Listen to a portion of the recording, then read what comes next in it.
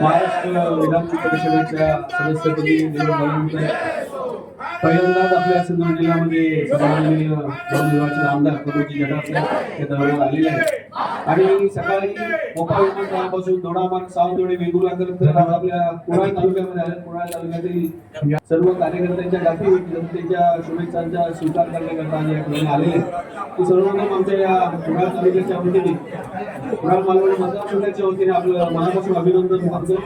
तुमच्या बरोबर आमचे प्रदेशचे देखील आभार मानतो की त्यांनी आपल्याला या पदावर आपली वर्दी लावली. मगाशी खरं तर मला विपुलेखन साहेब सांगत होते की प्रास्ताविक तुम्ही करा म्हणून. मी त्याला पटकन सांगितलं राजूबाबा तुम्ही प्रास्ताविक द्या, कारण आम्हाला पण काही जुन्या गोष्टी जाणीवतात जुन्या गोष्टींचा मुद्दा उदाहरण केला राजूने. खरोखर साहेब सांगतो की आपल्याकडून बरंच काही शिकण्यासारखं आहे आणि प्रत्येक कार्यकर्ता हा आपल्याकडून काही ना काहीतरी शिकतच असतो. गेली अनेक वर्ष आपल्या बरोबर वावरताना आपलं मार्गदर्शन आम्हाला लाभलं आणि त्या प्रत्येक वेळेला काही ना काही आपण आपल्याला आपल्या कृतीतून किंवा आपल्या वक्तृत्वातून शिकवलेलं आहे. आणि त्याचं अगदी ताजं उदाहरण सांगायचं तर मला आठवतं की जिल्हा परिषदच्या निवडणुकीची तयारी सुरू होती. भारतीय जनता पार्टी जिल्हा कार्यालयात आपण सर्वजण बसलेलो होतो, जिल्हाध्यक्ष होते, आपण होता तिकडे. आणि त्यावेळी काही थोड्या गोष्टी आमच्या मनाविरुद्ध होत होत्या, परंतु त्यावेळी देखील आपण त्यावेळी आमची समजूत काढलेली होती की काही वेळा आपल्याला जर काय थोडं पुढे जायचं असेल तर त्यावेळेला 2 पावलं मागे येणं देखील गरजेचं असतं हे आपण त्यावेळी आम्हाला समजून सांगितलेलं होतं. आणि त्यामुळे आज भारतीय जनता पार्टीची स्थिती या कुडाळ मालवण विधानसभा मतदारसंघामध्ये अत्यंत चांगली आहे, अत्यंत भक्कम आहे. दुसरं मला काय मध्ये साहेबांबद्दल एक वेगळे पण वाटायचं ते म्हणजे साहेबांच्या गाडीवरती आमदारचा स्टिकर कधीच काढला गेला नव्हता.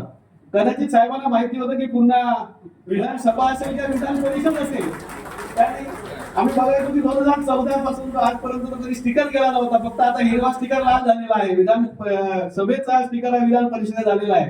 आणि खरोखर आम्ही आज सर्व कार्यकर्ते, भारतीय जनता पक्षाचे सर्व कार्यकर्ते, आपले सर्व हितचिंतक खरोखर मनापासून आम्ही आनंदी आहोत. निश्चितपणे जसं राजू म्हणाला, जसं आमच्या वेकुलेकर साहेबांनी सांगितलं किंवा जसं तेरसे मॅडमांनी सांगितलं त्याप्रमाणे प्रत्येक कार्यकर्ता आपल्याकडे आशेने अपेक्षेने बघतो आहे.